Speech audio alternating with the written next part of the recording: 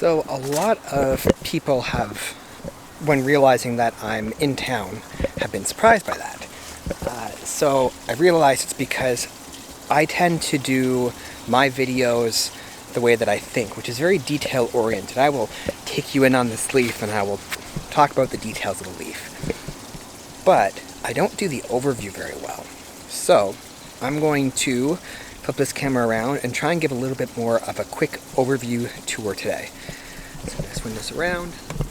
So I'm going to spin my mic around. That might make a bit of noise here. There we go. Okay, so if I step back here, this is all absolute chaos right now. But coming into the garden here, I've got a bunch of renovation materials that I'm getting rid of, and a not mowed lawn. But here I've got my two swales, I've got all my squashes, and this one has a bunch of berries and weeds on it.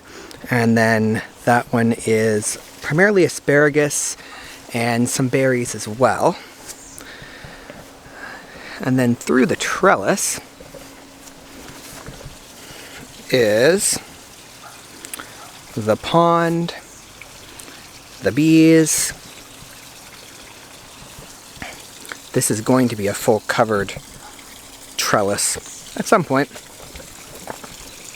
And then in here, ooh, it's chaos right now. I've got a bunch of beds on either side.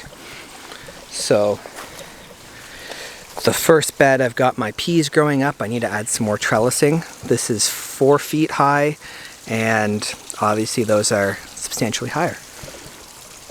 I've got tomatoes, I've got berries and such all on the outside, perennials along there. Got more tomatoes in this bed. That one is my nursery bed. And again, there's the house. There's the last little bit that I need to paint of my house. It's really ugly there. And that pile of wood there is, those are the timbers for the shed that I'm building. So you can see some of the joinery of it over there. So here we've got, this is where my nursery bed is. This is where I've got all my little trees and rootstocks growing in here. All the way around the outside is perennials.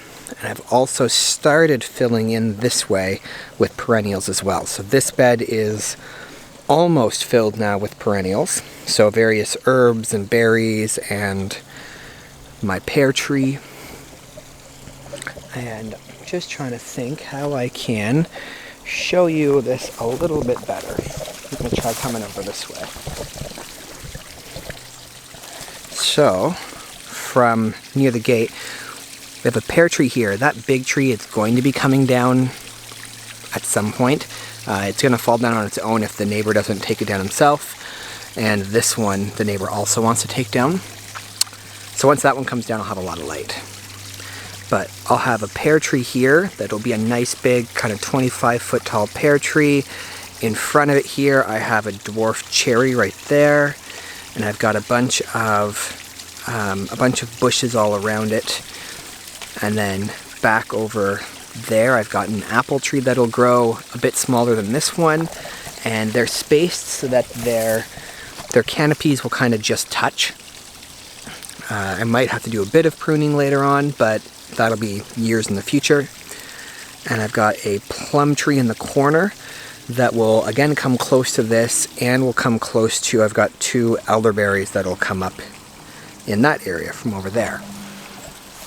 And that'll basically fill most of this area in with trees. That's right up to here. And then I've got another apple tree in that corner and pawpaw trees that are going to be nice and big. So that's the vision, and that's the general tour of what the layout of the garden is. This one that's mostly weeds right now is also my 3 sisters. Oh, and there's my timer to move my hose. I'm just going to do that real quick. I've got my hose from the garden, from the pond. The waterfall pump is also feeding this. And I'm just trying to give a deep soak to all the trees. So this one's got 3 sisters in it. So it's got a purple sweet corn. There's some squashes in there, and there are peas in there. I see some over here. And again, just berries and perennials all around the outside. I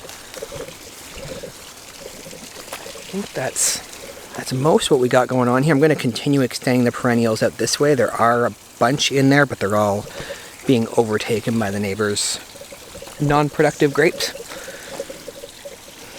This area, let's see, I'm going to step back. I have to build a bridge here, and it's also going to come over that way to about here so that I can access the compost piles, which also have all my rocks in them right now, so I can finish building this out. And this is just flowers. It's medicinal flowers, and it's that sort of stuff with some goji berries and stuff in behind it for a bit of a privacy layer. And this whole area here is about 30 feet by 50 feet. Well, 50 feet to the property line, which is a couple feet into this hedge. So, let's take a peek out this way. We've got my fire pit. Obviously, I don't have many friends that come over because I do not use this often right now. These are the squashes, and berry bushes, and a plum tree that's here just because I needed a spot to put it. Along this fence, those are empty hives. I'm going to be using those soon when I can split my bees.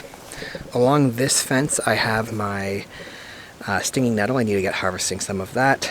And I've got a couple of my nut bushes, my hazelnut bushes are along there. And more of my trees that are just starting. This is what those pawpaws start like. And they need shade, so they're just hanging out behind my, this is the Ostrich Fern. Down this little alleyway here, I've got some pawpaw trees in here as well. So they're just getting the shade in there from these because they need shade for the first few years. This is where my old compost pile was. And there's another one here. I'm going to take us back through the backyard. I've got tenants in the front of the house, so I'm going to avoid filming that.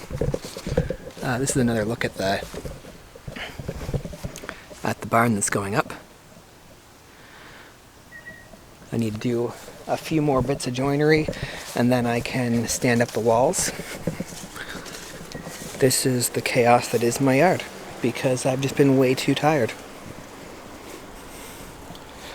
I've got some tomatoes in pots on... Oh, rabbit! Some tomatoes in pots. I just was given this big stack of pots from my neighbor. So I'm going to put some peppers in those here shortly. Unfinished deck because I don't have time to do all the things that I like to do. In here, Jerusalem artichoke, which I believe you're supposed to take the tops off. I haven't actually researched them yet. But this is, I'm getting into details again. So you got Jerusalem artichokes and some more pawpaw trees here. They have a taproot, so they can live right up against the house. And this is some perennials, just flowers, some extra rhubarb and asparagus and stuff. So this one actually isn't planned yet, but it will be. And that's basically the layout of what everything is. I've got a little bit of stuff in the front garden, but I won't show that one just because of my tenants. And the plan here, this ugly tarp shed, which died this winter, is going to come down. The garage, the new barn is going to go here, and behind it I have some big water totes. So the water is going to come from the roof underground up into some totes back there. which will overflow into here. This is the highest point in the property, is back here. So then I can use gravity as it overflows to feed it back down through all of those systems. So I'm going to flip this around. Going around again. There we go. So that's a quick tour of the property and overview of it. And I'm in town. Fortunately, my house is all the way to the road, so I've got a lot of backyard space. I still have to keep that middle part of the yard where the fire pit is available for tenants. The current tenants don't want to use it, so I haven't been too worried about maintaining it. But if future tenants want to use it, it is good for a 4x2 apartment to have space for kids to play. I'm probably moving out of here in the next year or so. If I don't, I'm probably going to plant some fruit trees out there as well. We'll see. That's my tour. This is what I end up showing you guys. There's just a lot happening in this little place, which is, I think, why people think that I have multiple acres, when really I think it's like 0.17 of an acre, including the house. So, learn some things, try some things, and I mean, if all you have is, the space of this bed here, grow something. In that space right now, I have a pear tree, I have multiple hascap bushes, rhubarb, gladiolas, various types of herbs. I've got some straw flowers in there just for prettiness. I've got strawberries, asparagus, 2 types of strawberries. And that's with a big patch here not having anything in it yet. So that could be some zucchinis or a couple tomato plants. And see what you can do with small spaces. And if it's right close to a house, check what you're planting, because you don't necessarily want to plant, I don't know what a pear tree's roots are like, but if they go sideways, I wouldn't want that near the foundation of my house. But something like a pawpaw tree goes down. Some nut trees have just the main taproot and not much that goes sideways. So, try some things. And I am going to plant some more of these things that have been sitting in trays for way too long.